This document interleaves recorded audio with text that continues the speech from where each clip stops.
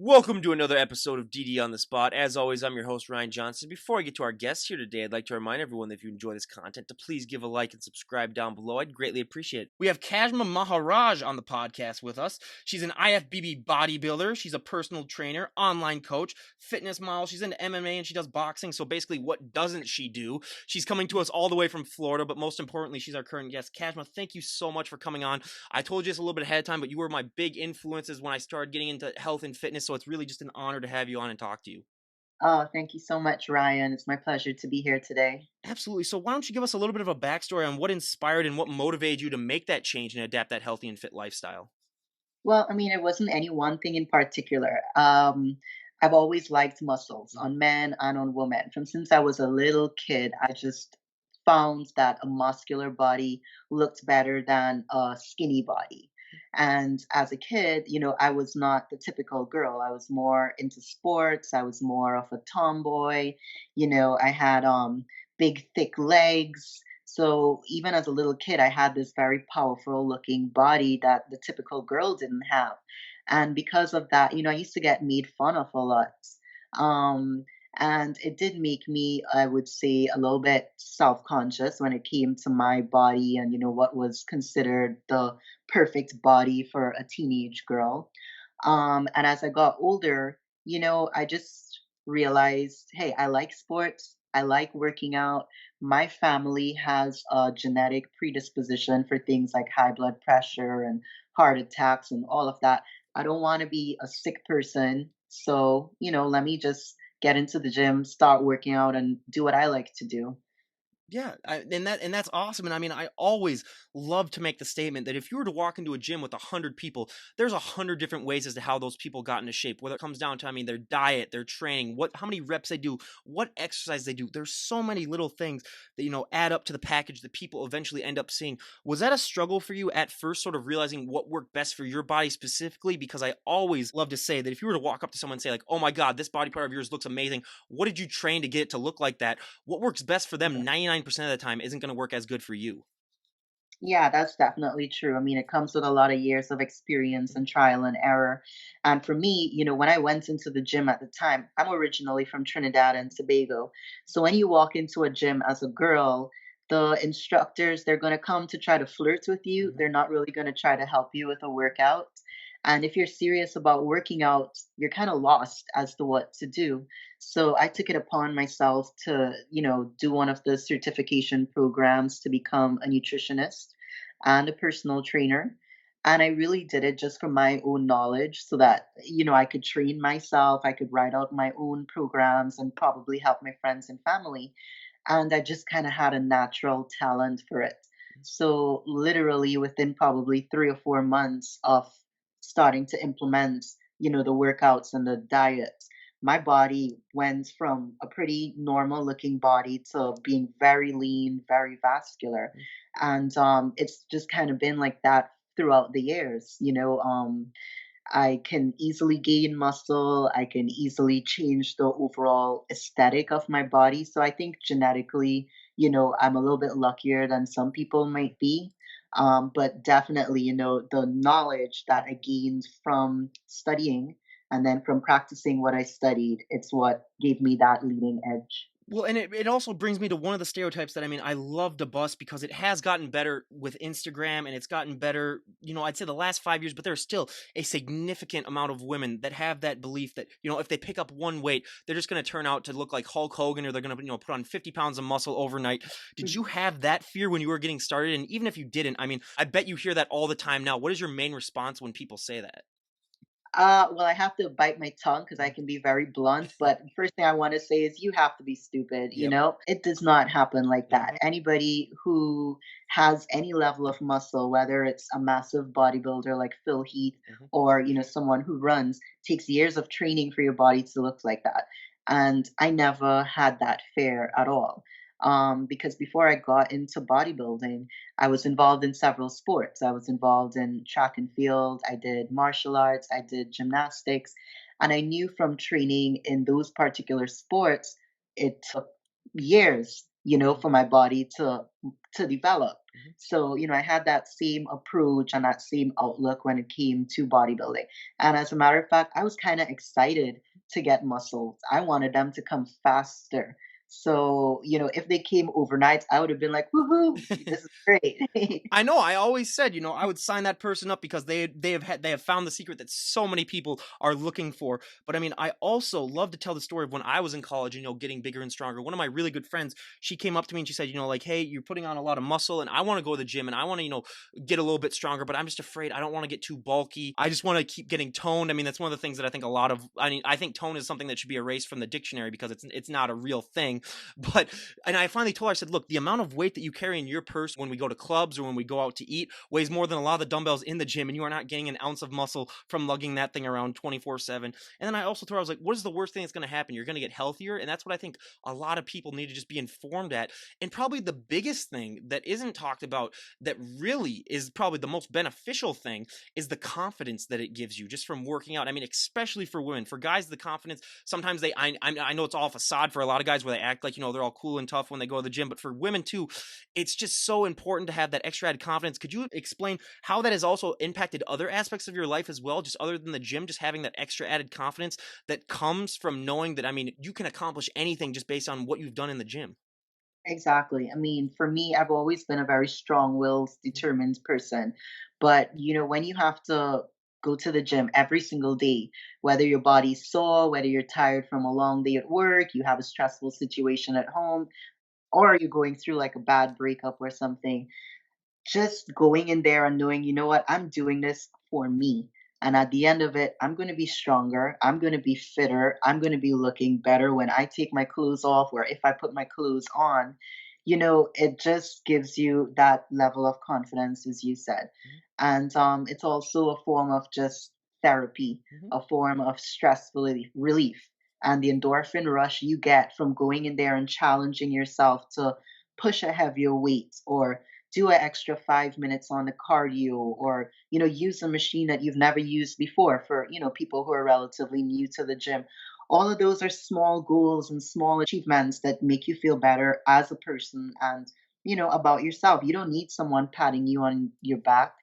You don't need a crowd of people cheering your name. But if you have that aspiration like I did, which was to get on stage, and you do have people saying, "Hey, you're looking good, you're looking great," or you're on stage and you get that trophy, the feeling of confidence, the feeling of just strength and accomplishment and doing something very few people in the world will ever be able to do, it's completely incomparable and priceless. Yeah, I mean, it's definitely. I always tell people to find that feeling and just go through it in life, and just because a lot of people search their entire lives to find that thing that really clicks for them, and that feeling, and a lot of people don't find it. But when you find it, I just say hold on to it as much as you can. But I also love to ask because everyone's genetics are differently, so I love to ask this question. Everyone, when they start working out, always has that one body part that really takes off, that they don't have to train as much. That, I mean, they can kind of let low a little bit, or sometimes even for the bodybuilders, they have to train it less just because they don't want it to be so out of proportion. And then everyone always has that one body part that really just lags behind, that they have to train to overdrive. I'll give my example. So my back, I mean, I could train back, once a month and it would still look good. I don't know why it's just like that, but for me, I'm also 6'3", so my legs are just horrible. I'm just way too tall for this. So I train, legs twice a week, and it's just a constant struggle. But what are those body parts for you? Well, I'm 5'1". Mhm. I've always had big legs. Mhm. So my problem when I first started off was my legs were bigger than my upper body. Mhm. So I needed to balance, Mhm. get my upper body bigger, get my legs a little bit smaller, get my waist smaller. So, my legs are something that I can typically not train too hard and they're just going to grow and be big. Same thing with my biceps. Most people have a specific bicep workout. I don't work my biceps out. And they, have been called some of the biggest biceps on a female bodybuilder. When it comes to problem parts, I would say probably my calves. Mhm. are the most difficult. And for a lot of people, calves are just generally difficult to grow. Yeah, I mean calves. Yeah, for me, absolutely. But you can't say that you have some of the biggest. Can you show us your biceps now, please? Because you just said you had the biggest biceps. Some of the biggest. Okay, I yeah. don't want to see Look at that. that, everyone. I mean, that's insane. That's just such hard work and dedication that it takes. Yeah, I mean that is unbelievable. But yeah, I mean a lot of people have their own difficult areas.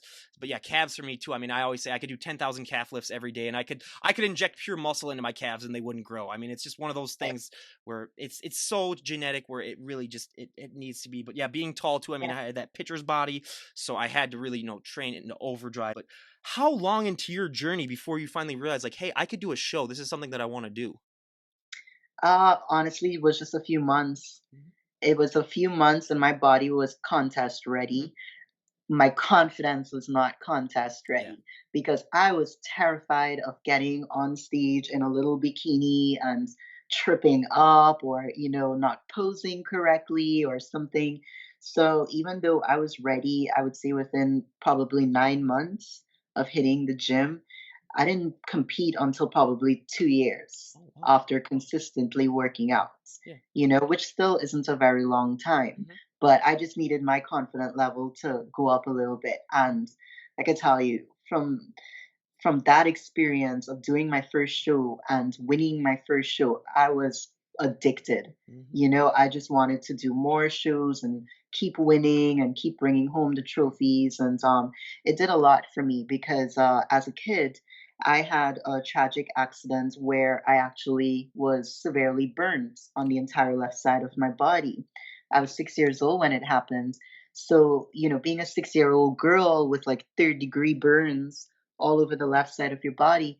I didn't want to wear like shorts or little skirts, dresses, even swimsuits, and up to today I still have some scars, but they're not highly visible. So I always had, confidence issues and body issues because of those ugly scars.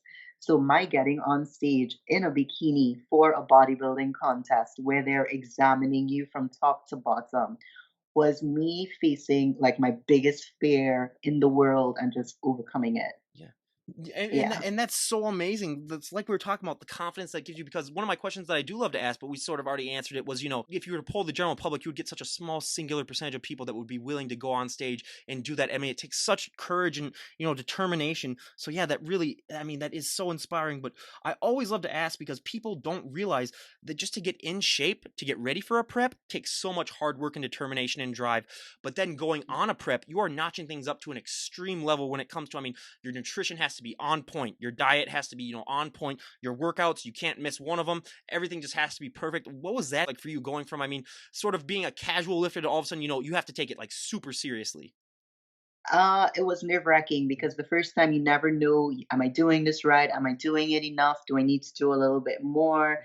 And even now, 10 years later, I still feel like that, but to a much smaller extent. Mm-hmm. I was extremely nervous with my first few contests to the point where the whole week before my contest date, I would be an emotional wreck. I would be crying, I'd be like a big baby telling my coach, I'm not ready, I'm not ready. But yeah, I think everybody's their own worst critic. And any bodybuilder will always feel like they're not quite ready. They just need a day more or a week more or whatever. Even when you're in the best condition of your whole life, you just always feel like there's always room for more improvement. Mm-hmm. So yeah, that first contest, I don't think I slept for like the 2 days before. I was backstage just pacing around and pumping up Yeah. and pacing around and pumping up. And I look back at it now and I laugh Mm-hmm. because when I am backstage, I'm cool. I could lie back there and take a nap now. Mm-hmm. A lot has changed over the last 10 years. Yeah, I mean it's interesting how you can just get used to that because we have had so many similar stories too where like the first time is always the hardest for a lot of people. But another thing that I mean I just love to talk about is so many people don't realize this, and it's the most surprising thing I think I've learned since I started doing this podcast is that for a lot of these competitors, posing is the hardest thing for them. I mean, it's Mhm. harder than their nutrition, it's harder than their training. it is one of the things that I think most people would never guess is the hardest thing. But what was your Yeah. experience like with posing starting out, and how has it evolved? Because I always love to make the comparison. I mean, you can be a great driver, you can never be a perfect driver. You can be a great poser, you can never be a perfect poser. It's always ever evolving. So yeah, because I always say, I mean, we've had posing coaches on here, we've had everyone that basically has anything to do with posing, and they say the same thing. I mean, it's always, something that you really have to keep in check. What has your Yeah. experience been like with posing? Well, the first time I was a complete mess Hmm. because I didn't know anything about posing or posing practice. I just thought, you kind of go on stage and you mimic what you see people doing in pictures or, bodybuilding shows that I used to watch. So my first show, I didn't have much practice. Hmm. And when I looked at the pictures afterwards, I was like, I look Hmm. ridiculous, and I started working with a coach after that. And, part of my preparation, especially for the last month or two before getting on stage, was I had to do posing practice for 20 minutes every Hmm. day. And, yeah, as you said, a lot of people don't realize that that is a in very important part of getting on stage because you could have all the muscles in the world. You could be the biggest, most ripped bodybuilder in the world. But unless you know how to properly present yourself and how to flex and rotate and, turn your arms a certain way, your legs a certain way, you're actually going to hide that muscle and do a big disservice to yourself. Hmm. And then the other thing with posing is it actually helps to make the muscles pop Hmm. more. So when you practice that, you're actually making those muscles get more separated and a little bit deeper and a little bit more striated. And then it leads to the muscle control. Because oftentimes, you look at bodybuilders on stage and they look like they're about to have a seizure. Yeah. They're shaking Hmm. uncontrollably, so the posing practice helps with that as well. But it is hard. The kind of Yeah. cramps that you'll get or the soreness that you will feel, oh my gosh, it's worse than a workout. Oh, and we've heard that. I mean, that's been perfectly said because we have heard times where people are like, "Yeah, you sweat more during your posing than you do during your actual workouts." And Mhm. again, like the hardest thing that we've ever heard for people do is also to make it look effortless, like what you were saying, like to have that smile on your face and deep down, just not just be like grunting, like everyone always just wants to do when they're Yeah. posing. I mean, that can be the hardest thing. But what is your favorite pose to do, and what is your least favorite pose? I like doing the front double Hmm. biceps, the back double biceps, front lat spread, back lat spread. Hmm. Well, as a matter of fact, I like doing Yep. all. My least favorite pose is actually the abs and Yep. thighs. Yeah, That I is our don't most like popular answer by far, yeah, for least favorite, yeah. Because it's just kind of such an awkward pose, and I it. mean, yet you have to hit like everything right, and it's, I mean, and that's another thing people don't realize that you are flexing every bone in your body. It's not just the targeted areas. So like when you're doing a front double, you're not just flexing your biceps. You got to be flexing everything and making it look so great. And yeah, it's just that's why, like I said, it takes so much practice. We've had so many people come on that their first competition they had posing lessons like 2 weeks before they competed. So it's like, yeah, you're not going to do so well if that happens. So yeah, posing is just so essential to a lot of people. And if there's one thing I can stress, I mean, it's definitely that is the case. But another thing that I love to talk about is, I am from the upper Midwest. As you can tell, I'm one of the most pale people you'll ever meet. I mean, the sun reflects off of me. I never get tanned. I always get burned, or I get a farmer's tan, which let's face it is not a real tan. But what has that experience been like with you putting that tan on? Because we have so many people that come on and talk about how, like it makes everything really pop out and you see muscles that you never even knew that you ever had. What is that experience like for you? Well, I mean, I'm brown Yeah. coming from the Caribbean, so Hmm. I'm naturally tanned year round. And, a lot of people think, people who don't know about bodybuilding, that you don't need to tan because you're already brown skinned or Hmm. you may be black or whatever. But you do because it evens your skin off and it just adds a completely different dimension because when you're under those bright lights, you may have heard the term you get washed out, Yep. right? So you don't see the muscles pop, you don't see the veins, the striations. So that tan, it really adds a depth and a richness Mhm. to your complexion to help make those muscles just look even more pronounced and more noticeable from a further distance away, than, what the judges are from the stage. So tanning is absolutely essential, both outdoor tanning or if you use a tanning bed as well as doing that spray tan before you get on stage. And I always love to say, like, if you do get that tan, though, you have to be a statue, though, for the rest of the day. I mean, you cannot, or the weeks after, I mean, you can't sit down on anything, you can't do anything. So it's definitely one of those things that make you appreciate the sport even more, just the people that go through that. Cause I mean, you're already dieted down, you're already, not feeling in the best of shape. So just to put that tan on, I mean, it just makes everything so much more commendable. But I always love to talk about, when people don't realize is that you have dieted down, and sometimes, I mean, your brain can do funny things to you. I mean, we've had so many stories about prep brain where things happen to them. Do you have any funny stories about what you've done or what's happened to you when you've been on prep brain and your brain just kind of gets a little Yeah. kooky? Yeah. Oh, definitely. I mean, when you cut those carbs Mhm. out, so you have no blood Mhm. sugar really, or you're dehydrated. I have gotten lost Mhm. driving in places that I've driven like a million times before. I've gotten lost and like actually had to pull aside and cry, like, where am I? You know, you get serious like brain fart Mhm. moments where you're having a conversation with someone and then you're like, duh, Mhm. and you completely lose like your train of thought. I think that's about it for me. The Yeah. getting lost and just sounding like a moron when I'm talking to someone. We hear that all the time, and I mean, I mean, I never competed when I was in college, but I got into shape where I could have, if I wanted to, then go into a prep. But yeah, I got some of those early signs too, where like I would forget sometimes. Like I was in college too, so I would forget, some homework assignments that I swore I got them done, but I didn't really get them done. Just all that type of stuff too. Yeah, so it is really funny what the mind can sort of trick itself into doing. But what is that feeling like for you? Because I always love to ask. I mean, whether they're the up and coming bands that I started out on this podcasting with, and I still do, or the bodybuilders, or even some of the professors that I have on. For the bands, I always like to ask, what is that feeling like when you get to go on stage and perform live in front of, all those people? But that also applies to the bodybuilders. What is that feeling like for you when you get to go on stage and, show off all of that hard work that you've worked years upon years to cultivate and to get that look? I love it. I mean, at this moment, I might sound a little bit cocky, but I'm just gonna let it fly. Mhm.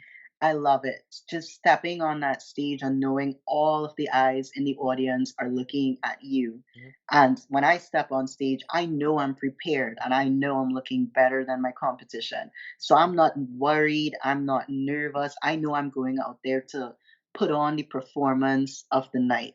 Mhm. And I'm quite good at posing. I like the music that I choose. It tends to be kind of upbeat, very popular. I like to do dance moves. I move pretty well to the music. So when I get on that stage, it's just fun. And it's me expressing in that one moment everything that I worked for the past year or the past 10 years.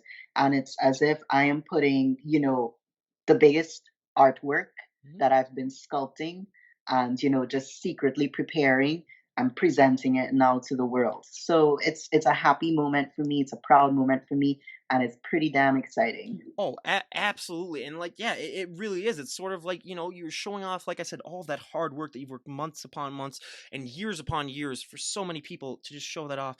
But one of my fun questions that I love to ask. So, what is your go-to post-show meal? What do you like to have the most after a show? It's so funny. Like all prep, you're thinking about what you're going to eat when you're done with Mm-hmm. prep. And let me tell you what's the ironic thing. When I'm done with prep and I'm off that stage, all I want is a big old jug of water. Yep. All right. I mean, like, I see the food and suddenly I don't really have the appetite for the food. Typically what I may have is like a burger and fries. I may not even get through much of that. I might just nibble on some fries and have a huge jug of water. Yeah. Yeah, I mean, absolutely. That's definitely one of those things that, I mean, people don't realize when you get so used to being like that for a while. It sometimes, you kind of just get into the mindset where you're like, okay, yeah, I just want to have a thing of water. I just want to have, that. Yeah. But yeah, I always said if I ever did, I would, get a huge burger too as well. But one of the things that I love to talk about because it's not brought up enough on Instagram and it's not talked about so much. And I'll give an example. So I was at a New Year's Eve party and one of my friends came up to me and said, Ryan, I really love watching your podcast. It's really great. But one of the things that he didn't realize, and he's a weightlifter as well, that he didn't realize is that a lot of the times these people, there's this image that this look that they have when they go on stage is sustainable, which it is not sustainable at all. You've dieted, you've manipulated your body into a look that is not sustainable, and a lot of people just get anxious or they get depressed when they realize that I am not able to look that good year round. It's not possible. I am going to have to put on some weight, especially if I Mhm. want to gain more muscle, or especially if I want to just be able to be healthy, because you're unhealthy when you step on stage 99% of the time because of just all the dieting and training. Was that ever a struggle for you, sort of realizing that, like, hey, all this Mhm. hard work that I did during prep, I am going to have to put on weight? And how did you deal with that? Yeah, for the first few years of competing, I wanted to look contest ready before the contest, during the contest, after the contest, and I was very strict about my diet and everything else. Um, And yeah, after a while, I realized, you know what, I have to relax a little. I have to allow my body to just relax. Mhm. And also after doing bodybuilding for enough years, I got up to my max weight, which was about 180 pounds. I'm 5'1". 180 pounds is quite a bit, Mhm. considering I started off at about 102 pounds. Wow. So I gained quite a lot. And when I got to that point of being super big, now I wanted to challenge myself to have a slightly different look Mhm. because bodybuilding for women was being phased out Yep. and physique was the new thing. So, I was advised by the IFBB judges, hey, if you want to continue in this sport and have longevity, you need to change your look. Mhm. So, with that being said, everything changed for me. My diet, my training, everything changed. And it was a new challenge, but it was exciting because now I had to relearn my body and retrain my body. And now, I mean, I know when it's time for me to diet and get dialed in, Mhm. I'm 100% into it because I know I'm doing it for the reason of getting ready for a show. But other than that, I'm pretty okay with gaining a few extra pounds. I actually like my extra Mhm. curves. Right now I do have some extra pounds on me because I haven't competed since 2016 because I've had some major Mhm. injuries. And I have people messaging me all the time, hey, did you get boob implants? It's like, no, I didn't, Right. just gain some extra Yep. pounds. But, I like it because now I have more of the Mhm. curves and I look a little bit different. And then when I diet, I look different again. So it's like if I get to look like two different people. Yeah. And I always like to say it's kind of like when you open a business too. You got to spend money to make money. You got to put on weight if you want to put on muscle. I mean, it's one of Exactly. those go to that you absolutely need. But I always love to hear the comparers' opinions because one of the things that I do like to talk about is that split that happened with women where they took out the bodybuilding and they added on the physique. What was your opinion on why they did it and how did that sort of change what you wanted to do? I mean, you kind of already talked about, but how did that change what really your journey? Because I know for a lot of women that made a very hard choice for them where they were like, okay, either I want to lose a little bit of my muscle in order to be a physique competitor, or you know what, I love doing bodybuilding, so I'm just going to stick with bodybuilding. What was that impact like for you? Well, when I heard of the decision, I was angry about it. I thought it was something that was unfair and there was a bit of prejudice, for better want of words, because I believe, okay, if there's a sport that's available for men, there should also be a category similarly available for women.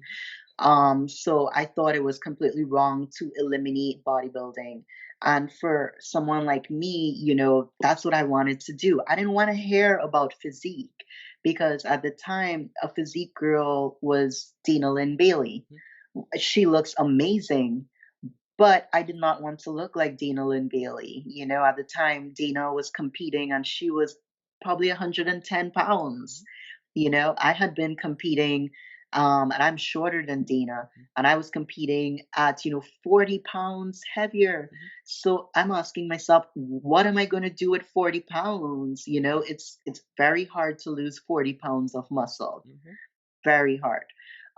So I was really angry, and I felt like if I spent a lot of time, money, effort, blood, sweat, tears to build the body that I was proud of and that I wanted to step on stage with, and that was taken away from me, and I don't know if any of your listeners can relate to that, but it's the worst feeling to work for something and then not even have the opportunity to get it. So, Yeah, well, I can sort of compare that to, I mean, my injury. I mean, I was going to be a pitcher, in college, and then I got injured. So then, so yeah, I can relate to that a little bit, yeah, where it's like you work your butt off for something, and then it doesn't come to be. Yeah, I mean, I can understand that 110%.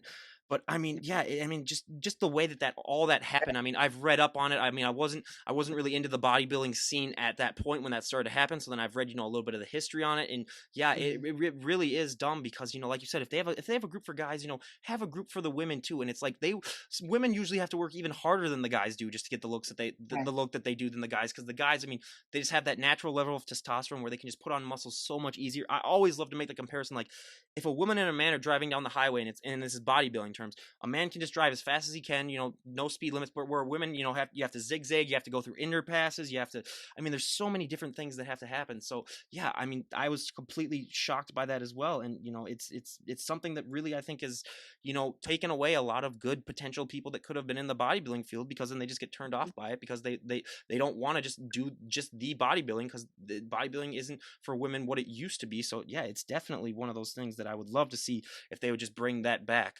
But yeah, Yeah. I mean, I couldn't agree more. But one of the things that I also, I mean, I just love to talk about is one of the things that is really misconstrued about, women with muscle. One of the reasons why I love having them on the show is because if you were to see one of them in public, a lot of times when you see something like that you don't normally see, a lot of people, it just gets their attention. There's like, oh, okay, that's strange. That's not something that I see very often. So what has that been like with you? I mean, just walking down the street. I mean, if you're wearing like what you're wearing right now, you can't walk down the street and have people like not just look and be like, oh wow, that's different. How has that affected you? Because I mean, I love having guests come on because they're able to share their stories and prove that, what, they're just a person deep down behind all the muscles. Sometimes people aren't able to look past the muscles when they first meet someone. Yeah. Well, I mean, I get a lot of stares and a lot of attention, but I would say 99% of it has been positive Yep. attention. Mostly it's women coming up to me and saying, "Hey, how do I get my legs like that? How do I get my butt like that?" A woman will come up and they'll outright, want to touch, Hmm. poke, feel, pinch, you know, take a picture, send it to their husband and be like, "I want to look like her." So for me, it's been positive. Hmm. I'm friends with most of the women in the bodybuilding industry. And I know there are women who have had a lot of bad experiences and bad commentary. Yeah. I've also had bad commentary, but mostly on social media. Hmm. When you post contest pics or photo shoot pics, people suddenly have the balls to say, "Hey, you look like a man. Oh, you're so unattractive," whatever, whatever, whatever. At first, it used to hurt my feelings. Now I don't care Hmm. because I know that these people, they don't understand it, they don't Hmm. appreciate it. And most importantly, what I do for me. I Hmm. don't do it for public approval. I don't do it for likes and comments on social media. So a person can put a negative comment and it means nothing to me right now. Yeah. Yeah, and a lot of times it is jealousy too. I mean, it's a lot of times it's, bitter guys or bitter girls who, just see that and they say like, "Oh, why can't I be like that?" I mean, I hear that definitely all the time. Well, it got to the point for me too where like I I I am about, I put on about 10 to 15 pounds of fat every winter just because being up in Minnesota when it gets to be this cold as it is, you can't be super lean because the cold is just going to be, horrible if you're really lean down. But I still get, sometimes at bars when I'm just walking around, girls sometimes like try to come up and like feel my arms, and I get that all the time. It just got to a point where I was just like, yeah, I just gotta accept it. So it's just one of those things. So yeah, I can understand sometimes, where people just are just infatuated. And like you said, you're almost like a human art display then, where people just need to like just look at it and just be like, oh wow, that's really awesome. So yeah, I mean it is something that a lot of people have to get used to. But two of the questions that I mean I always love to ask all of my health and fitness guests that I have on. For the first one, for me, I mean when I started going to the gym in college and getting, really bigger and stronger, one of the negative things for me is that you're gonna get asked to move a lot of people's furniture. You're gonna get asked to open a lot of Yeah. pickle jars. I mean, I'm still Yes. at home with my parents for the next few months before I move out, and every time they come home with groceries, I basically have to lift the car into the driveway. Have you found that to be a similar experience where people just take one look at you and they just assume that you can do favors like that for them? Exactly. Yep, I'm the person that opens the jars, moves the furniture, takes the groceries out, when it comes to moving from one apartment to a next. I don't need to ask a bunch of friends to do it, you know? Yeah, so I get that a lot, yeah. Yeah, yeah. Well, and me being like 6'3" 2, I mean, it's a double edged sword because even if I didn't have any muscle and I was walking down the street, people would just say like, "Hey, tall guy, come over here and help us out." So yeah, I get that 100%. But probably my favorite question to ask, and again, this is a multi-million-dollar idea for anyone out there. When it comes to clothes for fit women, your clothing options can be limited. I mean, I always love to say, if you have big shoulders, dresses aren't your best friend most of the time. Jeans are another thing that we hear of all the time, where it can be a huge struggle. What are some ways that you sort of compensate for the fact that your clothing options can be limited? Well, it used to be a bigger problem for Mm. me when I had an office job. Yep. So finding jackets and suits and stuff for meetings sucked. Mm. But now I'm pretty much in workout gear all of the time. Mhm. So once it has a bit of a stretch, I'm good to go. I don't wear, like baggy track pants and suits like that. I just, like I like, something Mhm. sexy, something that fits right, something that, shows my muscles Yeah. and that kind. So, Oh, yeah, yeah, absolutely. footwear. Absolutely. And again, if anyone has any idea for any brands, just let me know because I have so many guests on that would be willing to do it. And I mean, I always like to tell the story. I went home to a friend's wedding and I'd put on about, 15 pounds of muscle my first year in college. And I went down Mhm. to go pick something up and I heard a shh. And luckily it was the shirt underneath the suit. It wasn't the suit itself. So I really looked out on that one. But that's when I realized I really need to upgrade my wardrobe because it's definitely one of those things that you, Well, yeah, yeah, that's my problem right yep, now. yep, I'm ripping through clothes because, I because of my injuries I sustained from wrestling. I had a bad neck mhm. injury and shoulder injury last year, and then a torn ACL and Oh, PCL. yeah, So from that's a rough one. Yeah. yeah, so So, for about 11 months I was barely even able to yeah. walk. Yeah. So what Yeah. inspired you to do MMA and boxing and wrestling? Well, I started martial arts when I was 7 years Mhm. old, and I was just good at it from day one. So I rose through the belts. I earned my black belt by the time I was probably about 15. Oh, I did a number of tournaments and stuff like that, and just continued with it throughout the years. So that was something that was part of me from since I was a kid. Boxing kind of goes with martial arts because you use the speed bag, you use the boxing bag as part of your conditioning training. It's not like my primary sport, but I do get in the ring from time mhm. to time just for a workout, not competitively. Yeah. Wrestling, again, martial arts, I did grappling, and you kind of incorporate a bit of martial arts into wrestling, except it's a bit more, a bit slower, Mhm. a bit more coordinated, that kind of thing. There's a bit more flair to it. So I decided to get into wrestling. This would have been 2017 Mhm. because I had been getting actually some interest from people, recruiters at the Mhm. WWE, Ooh. who, saw me at the Arnolds and stuff like that. And, they kind of encouraged me to, get into a wrestling school, do some training, come try out. And that's what I did. So I was doing wrestling for a few years, kind of independently. Yeah. And then I was training to get into the WWE, and I sustained this injury to my neck. But I have recovered, Mhm. and I have, regained some muscle, regained my strength, and I should be getting back in the ring pretty soon. I've been in touch with the coaches and the training schools just this week, and I'm actually off to a wrestling event here in Tampa tonight. So, yeah, getting things back Yeah. on track with that. That's awesome. And did you have a wrestler that really inspired you when you were younger? Do you have a favorite professional wrestler? Oh, all of them, because I would have said before, I liked Stone Cold Steve Austin, I liked The Rock, Mhm. but now after actually going through the training and understanding how difficult and technical those moves are, I have more of an appreciation for technical people like, Mhm. Shawn Michaels, Mhm. Triple H, Mhm. presently AJ Styles. From the women, I like Natalia, because she comes from the Hart family and her moves are very technical. Her husband, Mhm. he's quite good. So, these are the people that I like now and respect a lot more now. The superstars like The Rock, like Steve Austin, they're cool because they have that big personality, Mhm. you know? But when you really have that technical eye, you see that their wrestling styles aren't as impressive, Mhm. for a better one of words, as some of the smaller guys when it comes to the physique and the personalities. So yeah, that's kind of where it is. But I have a huge respect for anyone that steps into the square circle because that's a tough business. I was gonna say you were talking about that, and I got down a figure that I have on my bedpost, and I've had it for the last 10 years.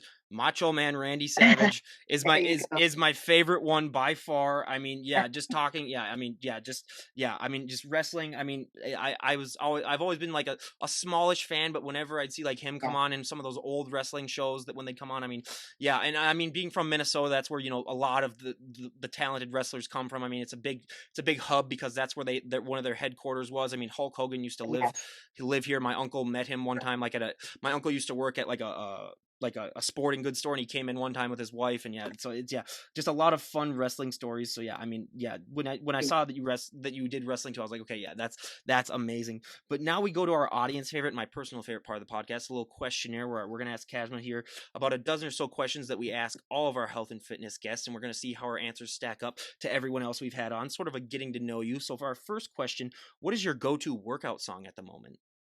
right now I'm listening to a lot of Cardi B. Mhm. Yep. Yep. Yep, I'm more of an old school where I gotta have my cheesy '80s music, but I just love that cheese. I mean, I'm 24 years old, but it's still the cheesy '80s. Like I have the Rocky 4 soundtrack like on my iPod that I listen to every once in a while, just because that is the cheesiest, and it's so funny. But like I have a problem, so I have a gym at home, which is nice. So I spend like 75% of the time working out there. But when I do go Right. to a normal gym, I gotta wait for the beat to drop. So if I'm doing like a lat pull down, I'm sometimes in just hanging there for like 30 seconds, and then I've had people come up to me and be like, "Hey, are you all right? Did you pull out your back or something like that?" And I'm like, "Oh no, I'm just waiting for the beat to drop because So I'm known throughout the gym as the guy that waits for the beat to drop sometimes. So yeah, I mean, Yes. it's nice to be known for something. There could be plenty worse things that you could be known for. So I'll take the guy that wait for the beat to drop. I'll take that with honor. But now, out of all the celebrities on the planet, if you could work out with any celebrity, who would it be? The Rock, Hmm. Dwayne Yep. Johnson. Yep. Yep, that would I mean, by far our most popular answer. That's like 95% of the answers, but yeah, I totally get why. I mean, he's so awesome. And whenever I have personal trainers come on here, which you are as well, I mean, one of the biggest excuses that we get is, time. Like, oh, I don't have enough time to, adapt that healthy and fit lifestyle. And I always say, look at guys like Dwayne the Rock Johnson. He's able to do all that with his career and, still stay in shape. I mean, it's like Yeah. it's really unbelievable. But now, out of all the celebrities on the planet, if you could train any celebrity, who would it be? Probably Kim Kardashian. Yep.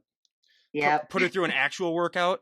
An actual workout. Yep. That is my biggest pet peeve is these celebrities that post these stupid like videos on Instagram. They're like, oh my god, getting ready for a movie role, and they're curling like 2 pound dumbbells, and then next thing you know, like a month later, they're super lean down. It's like, first of all, that's not how you got to that level. So just Yeah. be honest and say like that's not the workout that I did. I just did extreme dieting and other things. So yeah, that's my biggest pet peeve. It's like just tell, because then you're leading people on, and people think then it's like, oh, if I just do that, I'll end up looking like they did for this movie role, and then they don't realize that after that movie role, they're back to the same body weight that they were at before. So yeah, I mean, 100% Kim Kardashian. And yeah, if you could be on Keeping with Up with the Kardashians as well, and they could have like a training segment too. That would be Her must.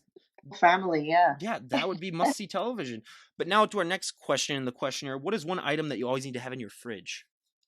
Uh, Chicken breast. Yep.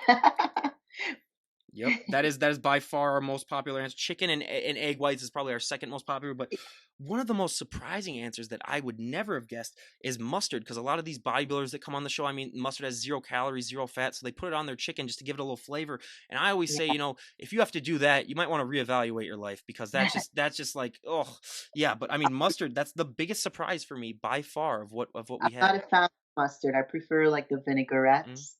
Yeah, Yeah. do that instead. I'm not Yeah. a fan of mustard. Yeah, me neither. I was a fan until I was about 9, and then I moved on to ketchup just because, I was a sensible person. But I was always like, yeah, if they could come up with like, I know that there's like some sugar-free ketchup, but let's face it, it doesn't taste the same. It doesn't taste as good. But if they could come up with an alternative that's like super low fat, I mean, I would be one of the first people to buy that. That would be awesome. But now, out of all the people that follow you on Instagram, what do you think would be the most surprising thing that people would find out about you if they met you in person? That I'm actually quite shy. Hmm. Yeah, I'm quite shy. And I think a lot of people assume bodybuilders to just be dumb and kind of one tracked when it Yep. comes to conversation. Very diverse. I read a lot.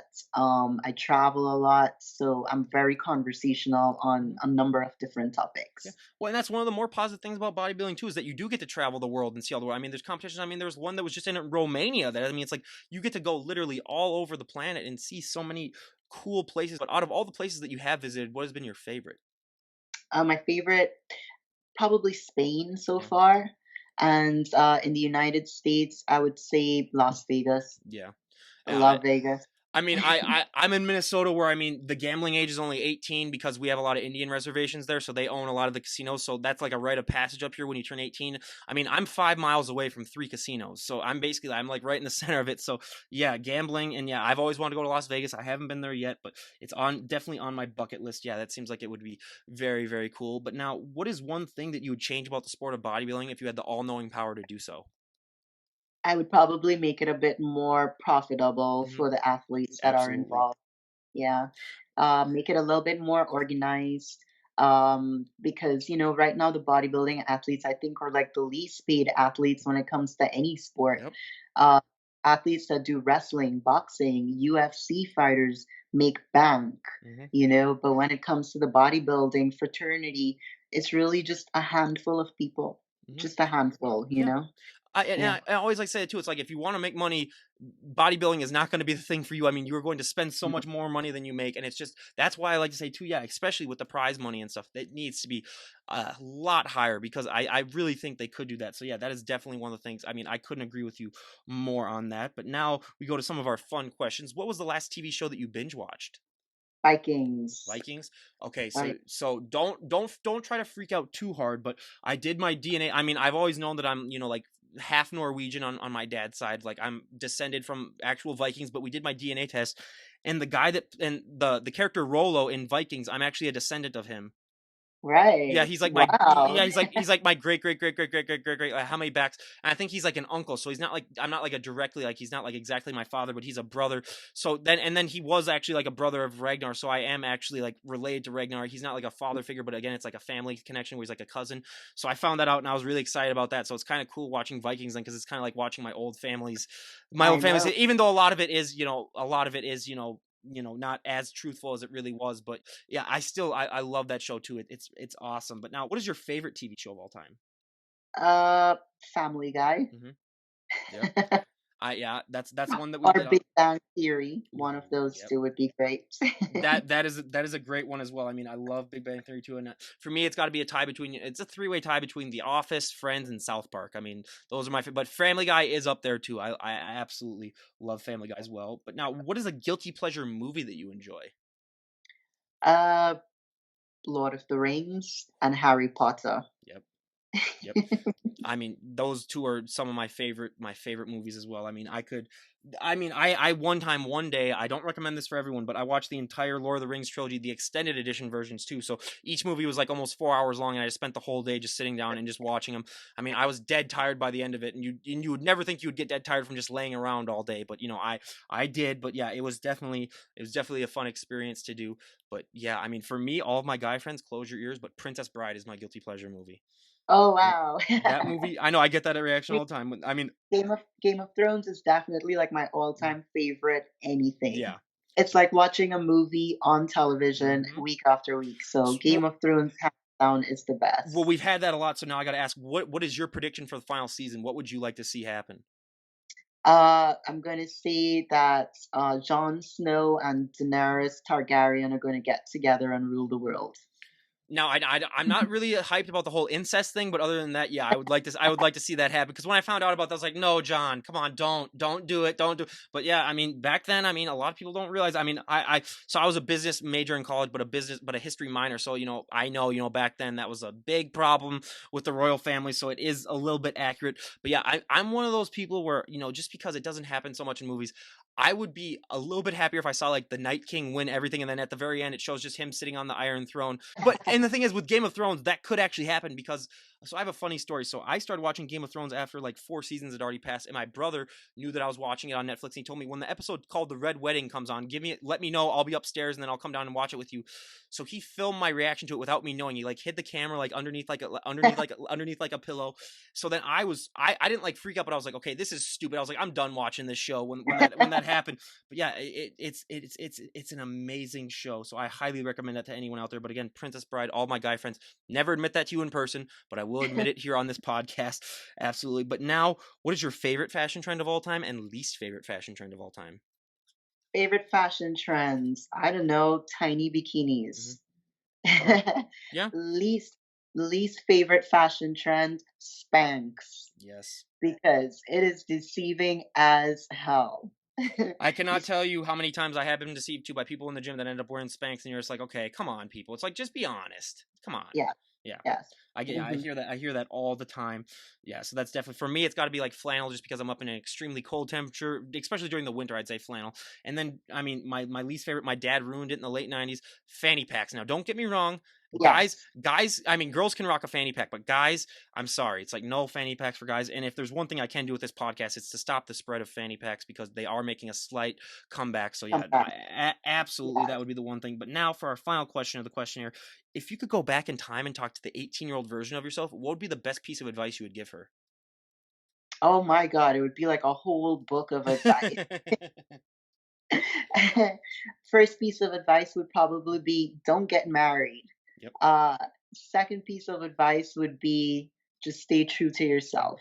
Yep. That's about it. Yeah. Yeah, I mean, yeah, yeah, I could definitely take that advice as well. Not the married part, but like the, yeah, just be true to yourself. Yeah, I definitely could have told myself that when I was 18. But now we're done with the questionnaire. Now I have a few final questions here before we finally wrap things up. So now I always love to ask, I mean, what inspired you to become a personal trainer? Did you always want to do that when you got started, or was it just after a while when you said like, hey, I have a lot of knowledge, I can really help others out?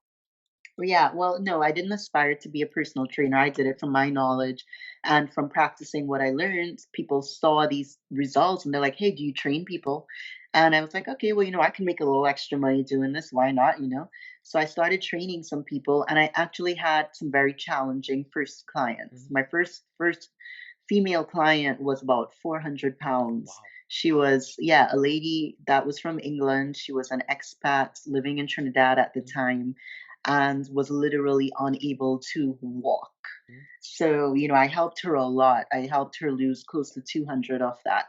Wow. And then she went and she did the, extra skin removal surgery and all of that. So it was not my goal to become a personal trainer, but it's something that just came naturally to me. And it brought me a lot of joy being able to help people, get the bodies that they wanted or get a little bit healthier.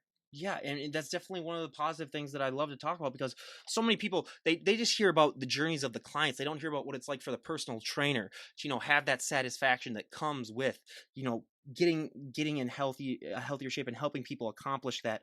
But if someone were to walk up to you on the street and say like, "Oh my God, you look amazing. I want to get into a better shape myself." What would be the best piece of general advice that you would give them just so that they would have that confidence to go ahead and get started? Hey, you already made the decision. Go for it. Getting the body that you want starts with your mind Hmm. first. Once your mind is set on what you want to accomplish, your body will follow. And there will be tough days, but you need to stick with it because consistency is key. So that would be the two major things that I see to anyone. Just get your mind right and be consistent. Be consistent with your diet, be consistent with your workouts. I mean, yeah, I couldn't agree with you more on that. And then another thing that I always love to chime in though is like make sure that that you're mentally ready for it too, because we have so many people that I've heard stories from who they get into shape just because they think it'll make them feel better when they don't work on the mental aspect of it. So I've had some of the most in shape people on the planet on, and then they come on and say, what, yeah, I thought if I got abs, if I got really big biceps or nice muscles, that I'd be more confident and that I'd be more happy about myself. And then they've had people that say, I did that, but I still didn't feel happy. I mean, I still didn't. So make sure the mental part of it too is ready to change as well as just the physical part is a really Definitely. big thing as well. But now, so you haven't competed in a while because of injuries, but are you currently thinking about competing again, or do you have a date in mind, or what's that process like? Or are you just sticking with the WWE wrestling right now? Well, right now, like I said, I'm just getting back into Hmm. things. I've had a lot of life changes take place in the last year. I actually got married and divorced in about 9 months. Was not the right situation, and there was a lot of negativity involved, which I think, for best one of words, kind of caused me to lose myself. Hmm. So, 2019, I am focusing on going back into the gym with the kind of enthusiasm and vigor that I had Hmm. before and getting back into the ring. So, my body's going to be changing. Hmm. And by the end of the year, I'll probably have some new plans in mind. Yeah. But right now, just rebuilding my body, rebuilding myself, and yeah, getting back into that rhythm and groove of things. Absolutely. And I mean, we'd love to have you back on again then when those new plans are happening to talk about them because honestly, I mean, it was so great talking to you. And do you have anyone that you'd like to give a shout out to before we wrap things up? Oh, everyone, well, my family, my friends, my followers on social media, people who write to me and check on me. It's been a long journey, and I've made a lot of wonderful long distance friends who I just love and adore. I appreciate the support that comes pouring in every single day, the encouragement. And I want to thank you for having me here today because this was great. Well, absolutely. I mean, it was absolutely my pleasure. Like I said, you're one of the huge inspirations that inspired me, to get in shape. I mean, and everyone. I mean, just taking one look at her, I mean, you just realize, how much hard work that is and how much dedication that is. Yeah, 100%. So again, you guys go and give her a follow down below. I highly, highly recommend it. And thank you so much for coming on the podcast. You were absolutely amazing to talk to. And this is Ryan Johnson, DD on the spot, signing out. Have a great day, everyone.